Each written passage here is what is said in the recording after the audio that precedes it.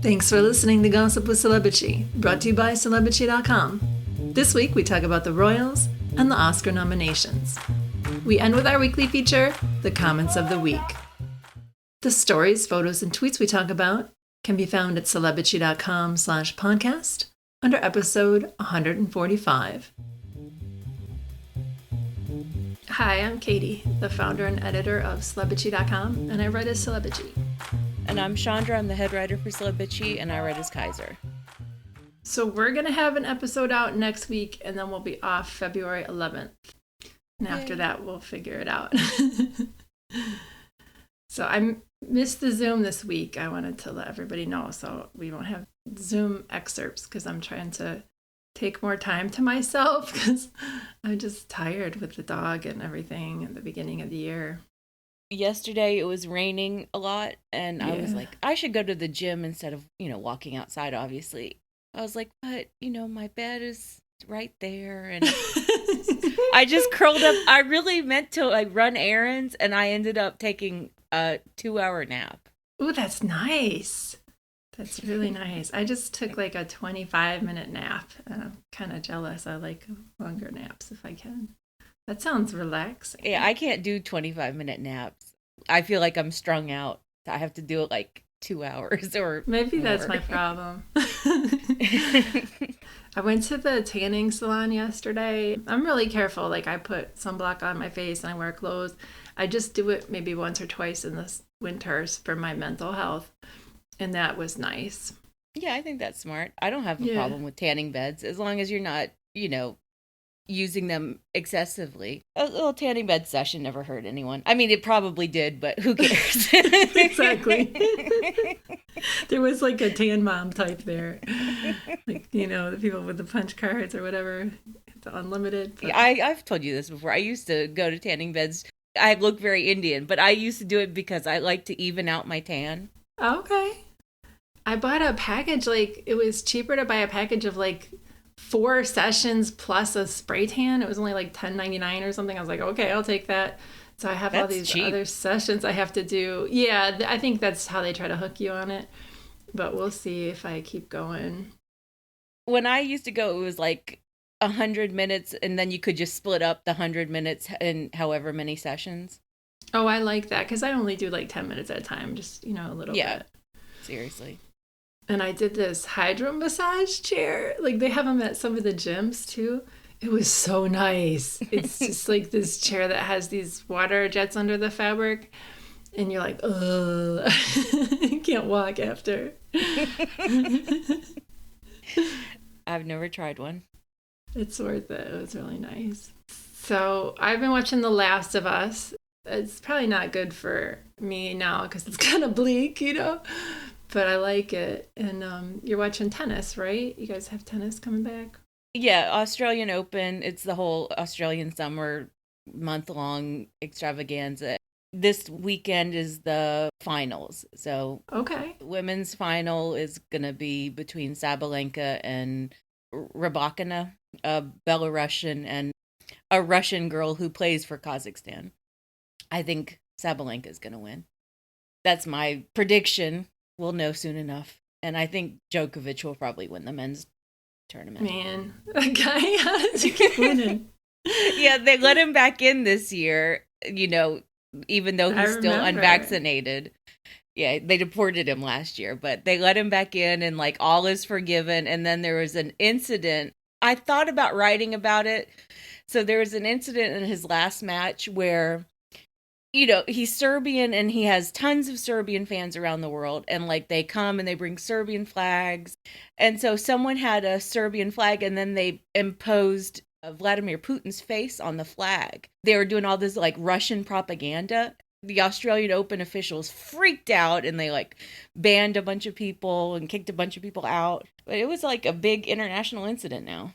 Oh, well, as long as the players aren't encouraging it. Although with Djokovic, he does so much dumb shit, you never know.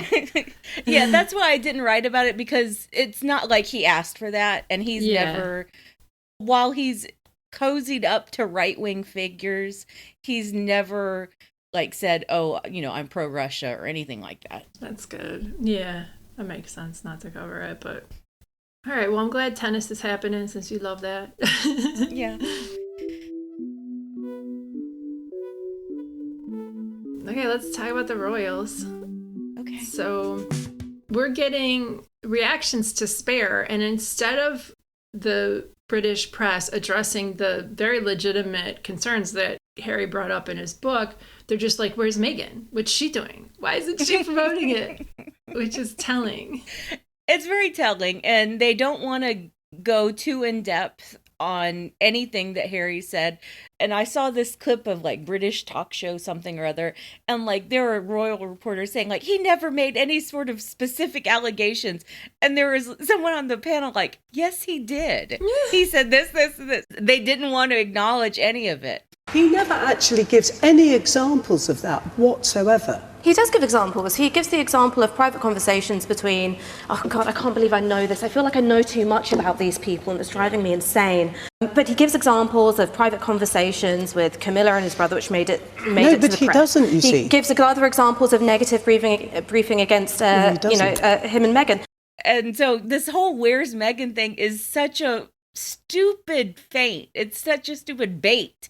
They're like, oh, where is she? She must not support his memoir. She's going to leave Harry. She doesn't like any of this.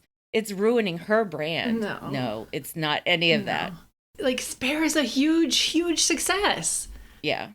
Harry and Meghan can write their own ticket now for the rest of their lives. You know, it's one of the best-selling nonfiction books of all time ever. Like, you know. Yeah, and you've got to imagine that Meghan is getting a lot of offers to write her memoir. Yeah, I would love to read it. It's probably going to be sunny and not that dishy because that's who she is, you know? Yeah. I would love her take on some of the conversations that Harry talks about in Spare. Like the whole I'm owed an apology thing from Kate. I would love Meghan's version of that. Her version is probably really sweet. Like, you know, she's not going to get into the nitty gritty. She's going to be vague and sunny because that's who she is. Yeah. That's probably why she wouldn't write a memoir right away, I think. And that's how she goes through life. She's like, it's okay. Everything's good. You know, it's going to work out. So instead of doing source stories through the media, although they're certainly doing that, the royals are sending other people to do their dirty work. And we got an interview with a woman named Marjorie Wallace. She founded a mental health charity and she worked as an investigative journalist. She claimed Meghan is, quote, playing the victim card by discussing her suicide ideation on the docuseries, which is terrible. Like, it's, you know, exactly what you shouldn't do. If you're a mental health advocate, you shouldn't be arguing. You should just bottle up all of your emotions and be stoic. That was what she was saying to Meghan. Argument. Yeah, other people have gone through things. You know, you were telling me that she's friends with Camilla and Charles. This woman. Yeah, she's like closely tied to Charles and Camilla. So of course it's another Piers Morgan and Jeremy Clarkson thing. Despicable. And like she was so offside with this whole conversation and people were really shocked by it, I think. I also think she's pretty old. Like she's of like Charles and Camilla's generation. So a lot of people just were kind of like, oh, you know, an old biddy. Okay. And then this mixed race opera singer named Danielle de Niese, she claimed Meghan was calling the whole country of Britain racist. And she said, oh, that hasn't been my experience. And then she like insinuated that Meghan didn't work hard enough to blend in with her husband's family like she did. And this woman, Danielle de Niese, is married to a old dumpy white aristocrat. And they live in a castle. Like I saw a video, I'll link it in the post, of her life at home in her country castle because they're going to do some UK opera festival there on their estate. And give me a break, you know. Yeah, and all right, so Meghan never claimed the entire country was racist. No. And that whole column was from Eden Confidential, so Richard Eden. And, you know, he's one of the guys who's had his knives out for Harry and Meghan for years and years. I feel like he was putting words into her mouth. Now, that's no excuse. Like, she could have corrected the record. She could have come out and said, you know, I never said that in particular. Oh, like they did with Harry's flight instructor. Yeah. But okay. I also think that she's just, you know, terrible. She probably honestly believes that Meghan didn't try hard enough, that, you know, Meghan is just crying racism. It worked out fine for me. Yeah. Yeah. Yeah. So getting back to like saying that Spare isn't a huge hit, like they're really trying to make it seem like Harry and Meghan are persona non grata in the industry. And like the Guardian sent a journalist to Montecito to interview like people who are Harry and Meghan's neighbors. And they went to like a bookstore and they're like, oh, they only sold 30 copies of Spare. But just incidentally, there was a terrible flood a couple days before. Montecito was under evacuation order for like a week. And then when Montecito residents were allowed to come back, 30 people bought a book in a bookstore. Not ordered it. Like they could have ordered it online. Their Kindle. Yeah. I believe a lot of people are reading it in Montecito and California across the world. Yeah, and people are listening to it too. The audiobook is phenomenal. Like Harry, who knew Harry could act? You know? And sing really a little bit. Yeah, he's lovely. I hope you don't mind. I hope you don't mind that I put down in words how wonderful life is while you're in the world. It's hard to listen to all this stuff about how much he used to drink and drug because he makes it sound fun. And it's like, oh, he didn't face consequences, you know. But well, something that I thought was interesting about Spare was how casually he still treats like pot. And I get it. You know, he's had a real fucked up life. And he lives in California too. And that's a part of like the culture there as well. He likes to smoke a joint and like just chill out and like go to therapy. And that's his life now. And I think that's fine. I think that's fine for him. Yeah. He's done a lot of work on himself. And it doesn't sound like he's got the same substance abuse problems he had before he got married. But yeah, that's all they can do is be like, well, what's Meghan doing? There's no response to Spare. And they freaked out over archetypes so hard. Every week there was like, you know, just tantrums from the British media about the Archetypes podcast episode of the week. And then they're like, why doesn't she just go away? And then she goes away. And they're like, wait, where is she? Exactly. And the stuff in Archetypes was really smart commentary about specific issues in society. And Harry's like, well, you people did this and this. And they're like crickets. You know? Yeah. And what was crazy about Archetypes was that it kept getting better and better. It kept getting more informative and more interesting from a like social issues perspective. And like they were really stretching to find things to bitch about towards the last few episodes. Well, she wasn't objectified on Deal or No Deal. And people were like, yeah, she was, you know. And she took pains to make it sound like a good experience for her overall and to put it in context. But yeah. All right, let's bitch about Will and Kate now. Okay, that's easy. So Kate got like a crack team of advisors for her Royal Foundation Center for Early Childhood. And she met with them and did like photo ops and video. And they released this 1.5, not even minute video. And I could barely hear what she was saying. It was just her mumbling really low. Yeah. And I mean, that's why they call her Mumbles, is because you can't understand anything that she's saying. And she's trying so hard to force the accent. That being said, I watched the entire video and I could understand her more than I usually can. Okay. With that like cut glass accent. She at least seemed like she was a little bit familiar with the script she was given. Okay. Like usually she's just like staring at her notes or like just freezing up when it comes to her time to talk. Like the video of her trying to introduce Jill Biden, that was really bad. Kate looked like a complete dumbass. And she's gotten a little bit better. And we'll say that. I'll give her a little bit of credit. She's gotten a little bit better. In terms of, you know, making presentations, but the content is still severely lacking. The content is still bargain basement. It's like nursery we don't know schools what are this good. Early Years Foundation is going to do. Like, they're going to meet with the people twice a year. And she's explicitly saying that the whole foundation is just supposed to raise awareness of how the early years are important. That's it.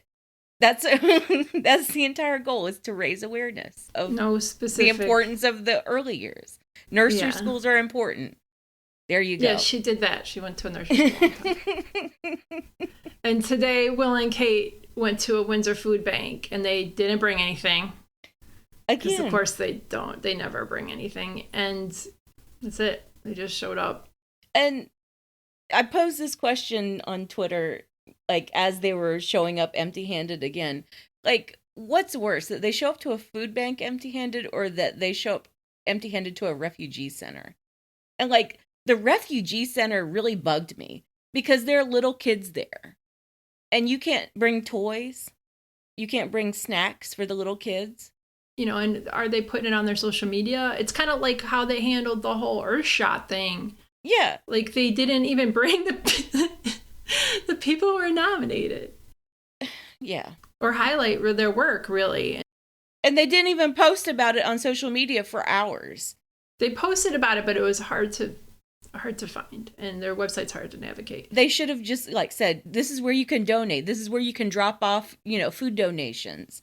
And they didn't do any of that because they couldn't even highlight the issue by bringing a few bags of donations themselves. But the refugee centers, the fact that they show up empty-handed there, that always bothers the hell out of me. I'm looking at their website right now, and they don't have a link in bio. Yep. They don't have a link in there. I mean, they've listed the name of the charity. There's a picture of Will with one of the volunteers there. They got a big write-up about it in People magazine. Once again, there were no links to the charity, the food bank. And they don't have a link in bio. They just have their YouTube account linked. So it's self-promotion. That's all it is. Yeah, like you could do a link in bio and then put the whatever. It's not my job. And like the whole thing about William bringing the Earthshot winners and finalists to Windsor, like that's what he should have done in the first place. He should have invited the finalists to Boston. This is a corrective measure that he's doing. I guess, but I mean, I guess he reads the criticism, or someone in Kensington Palace reads the criticism that, holy shit, it looks terrible that you couldn't invite the finalists to the big award ceremony. But the musicians and celebrities got invited. And, like, this is a no-brainer. Like, you know, a high schooler could have set this up. It's not hard to figure it out. So, Prince Andrew is, according to reports, he's gearing up to sue Virginia Giuffre. Her one-year gag order in the settlement she received from him is about to run out. And she was the woman raped by Andrew when she was trafficked to him by Epstein when she was just 17. And she has signed a memoir deal worth millions, according to reports. Yeah, I believe that. So there's stories about how Andrew has a shit ton of money from his mother's estate, and he has a war chest, and he's going to try to fight her in court so she can't tell her story. They've stopped short of saying that he's going to sue Virginia. They're basically making it sound like he's going to try to take her to court to overturn the settlement. The gag order, yeah. Well, the actual settlement he made to her out of court. Like, he's going to try to overturn that. And, like, all of the legal experts are chiming in saying, like, that's not a thing. You can't do that. And the whole war chest thing. So his mother left him money, but he also sold that Swiss chalet. And he was supposed to use the chalet money to pay back the Queen's estate because she had let him borrow the money to pay off Virginia. I don't know. His finances have always been really confusing to me, and no one will do a really deep dive into why there are so many shenanigans with his finances. So he probably can't sell access like he used to do. Well, that's what one of the stories said, too, that he was going to start using his HRH, you know, his royal style, but only in business. So basically, don't worry, guys, I'm going to use my HRH again, but it's only to make money off of it, you know? Gosh. I won't do any royal duty. You know, that's where the press should be looking, is to this dude. All right, let's talk about the Oscar nominations. So we got the Oscar nominations this Tuesday, and there's some surprises. Yeah, the Best Actress race is a mess. And it was always going to be a little bit of a mess. That's the big race, is between Cate Blanchett and Michelle Yeoh. Like, everyone has been talking about that. Yeah. What's going to happen there? Who's going to win the Oscar? Like, that's the big race. And we just kind of assumed that, like, oh, of course Viola is going to get nominated for the Woman King. And most people figured that Michelle Williams would get nominated for the Fabelmans because that's Steven Spielberg. And, you know, she like made this big deal about how she wants to be nominated in the lead category. Yes. I felt like those two women were sure things, Viola and Michelle. And like the fifth was, you know, up for debate. I did not expect Viola to get snubbed, and Danielle Deadwyler for Till. Yeah, Danielle Deadwyler. And if only Danielle had been snubbed and they'd given one to Viola, I don't think it would look as bad. Because they picked Ana de Armas for Blonde. Yeah, they picked Ana de Armas, and then they gave Andrea Riseborough a nomination out of relatively nowhere. Because no one was talking about Till Leslie maybe 2 weeks ago. She wasn't really on anyone's radar. So, yeah, it's a big shock. And I believe that it does say, you know, another case of Oscars so white. Yeah. Like, I saw The Woman King. I liked it. I thought it was a good movie. I thought Viola deserves a nomination. I said that in the podcast last week. I don't think she deserves to win for that performance, but I thought she definitely deserved a nomination. It was very good. And there's no women nominated for the Best Director category, which is really typical. Yeah. I still have to see Women Talking. I haven't seen that either. Sarah Polley directed that, and I've heard incredible things about it, that it's devastating and brilliant. Okay. I'm sad that Sarah Polley didn't get nominated, but the film got nominated. For Best Picture. And Top Gun Maverick got a nomination. Elvis did not deserve it. No, that movie was, I didn't watch the whole thing though, I'm not going to lie. It was bad. No. It was really bad. Yeah. I don't mind that Austin Butler got nominated. He tried his hardest. Yeah. Poor dude. He didn't see his family for 2 years. But I hope he doesn't win. Yeah, me too. I hope Brendan Fraser wins. I think if it's between Austin Butler and Brendan Fraser, it would go to Brendan, don't you? I hope so. Yeah, I hope it goes to him. I forget, is Colin Farrell in supporting or lead? I'm looking right now. I think he's in lead, right? He's in lead, yeah. I wouldn't mind him winning either. Yeah, I didn't like Banshees, but I like Colin Farrell a lot. So yeah, I like him too as a person. So we'll have to see. There's no movie where everyone's like, oh my God, I love that movie. I mean, maybe Everything Everywhere All at Once. I didn't get through it yet. It's a little weird for me. Yeah, for me, that movie was Tar. Like, I think that... Yeah, you love Tar. I love Tar. I wasn't into it as much, but I saw it. It was okay. I think it should win Best Picture, but I think me saying that means that it won't, because what I want to win Best Picture never wins, except for Parasite. I want... Moonlight won, and Parasite was fabulous. Yeah, but Moonlight won Best Picture in the most chaotic way possible. That year was insane. Yeah. The La La Land thing.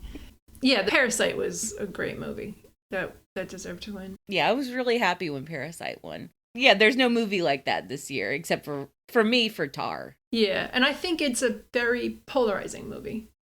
Tar. You know, you're into it or you're not. I was really into it. Yeah, I respect that. It wasn't my thing. And a lot of it, too, is I used to live in Berlin, too. So, like... I liked that. I liked all the Berlin scenes and, like, how... I don't know, how, like, cold and eerie everything felt in Berlin.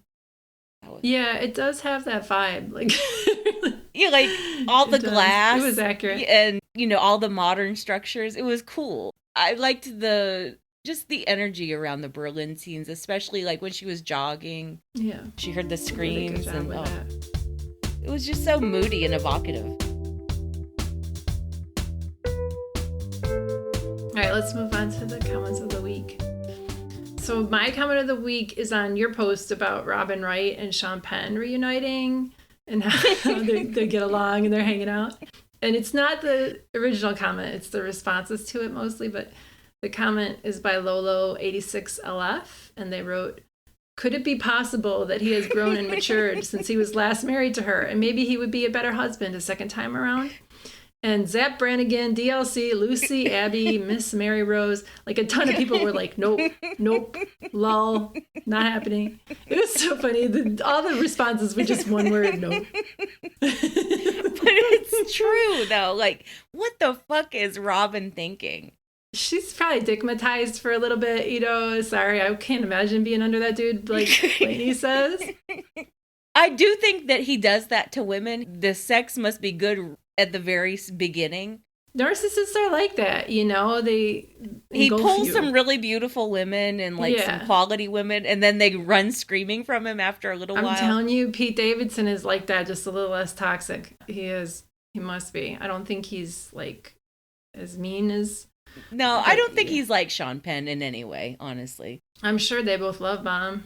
Yeah, you know, that's true. Okay, maybe he is a little bit. I get that vibe from them because they're always like with new women. I think Pete is more, I don't know when I became like a Pete Davidson defender. I think Pete just dates. At some point, it's not a pathology. He's just dating. He's just being a young guy dating. Well, didn't he say that he was showing one woman, I don't know if it was Ariana or a different woman, he was like showing them engagement rings. Yeah, like that was Ariana. Like they got engaged right away. But he was like showing engagement rings on his phone, like on the first date or something. Like I think that is not normal. Yeah, it isn't. And yeah, I think like Pete of the past few years is just dating. I would be surprised if he's not putting these women on pedestals and then knocking them down. Could be. He's getting tattoos for Kim after dating her for like a month. So maybe you're right. Exactly. He can't help it. Like it hurts him, you know, but. All right. My comment of the week is from Gerard Piqué, who is such a fucking asshole. He cheated on Shakira and she's like doing this whole like revenge album about him. And like it turns out she figured out that he was cheating because his mistress, his side chick, was coming into her house, the house that they shared, and eating Shakira's strawberry jam. So now PK and the new girl are Instagram official, and I wrote about it. And Nixie says, the only thing worse than a cheater is a smug, unapologetic cheater. He's a gross cave pig, and he is taking delight in hurting the mother of his children instead of showing remorse. She needs some Olaplex for her ends. That is all. I love that. So Olaplex is awesome. I use it. It's so expensive. Oh my God. But once I switched to it, I was like, oh, I can't go back to normal shampoo. I do like switch between that and like Garnier Fructis. Anyway. Oh, so this girl has terrible hair. Okay. The way I was thinking is that Shakira needs to wash him out of her hair, but she's saying this girl has shitty dry hair. Yeah. She's saying that the new girl has terrible hair, which is true. And she's also, you know, 23 years old, and she thinks that she is in love with this fucking cheater dude who invites this little girl to his house that he shares with the mother of his children, and she's gonna eat Shakira's strawberry jam. Fuck you. Yeah, she does have bad hair. I'm looking at it. That's your picture. Like they have JBF hair, the two of them, you know. And yeah, he looks kind of high too. But he's been a gross cheater for a long time, and like he basically made Shakira move to Spain away from her family. Like also he could play, and he treated her like shit for years. And he would go hang out with his dude friends and cheat on her in the club. I don't know. There have been rumors about his behavior for a long time. This new little girl is not the first, and she won't be the last. Yeah. And the fact that she's sitting there all smug. Pig. Yeah, with her split ends. Fuck you. She'll learn, you know, she'll learn. Well, she's gonna. Yeah. All right, well, thanks for listening, bitches. Thanks, bitches. Thank you for listening to the Celebrity Podcast. Please rate, review, and subscribe wherever you listen. If you like us, please turn off your ad blocker when you visit our site. You can text us or leave a voicemail at 434-218-3219. Our music is from AA Alto, Maiden, and via Premium Beat and Sound of Picture. Thanks again.